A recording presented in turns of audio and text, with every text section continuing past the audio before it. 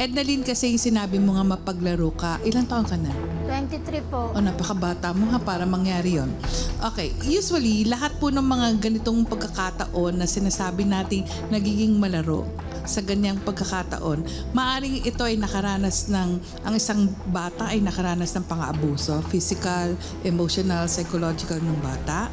Pangalawa, maaring naghiwalay ang parents or kaya naman hindi talaga nakaranas siya ng isang trauma to the point na akala niya yun ang tama na makakakuha siya ng pagmamahal sa iba't ibang tao at yun yung magbibigay sa kanya ng affection, ng nurturance na sinasabi. Na yung pangyayari dito kay Ednaline, maaring yung trauma na yun, pwede magdulot ng positive na reinforcement sa buhay niya na hindi, magbabago akong pilit. Or kaya naman, pwedeng sabihin natin na magiging cycle uli.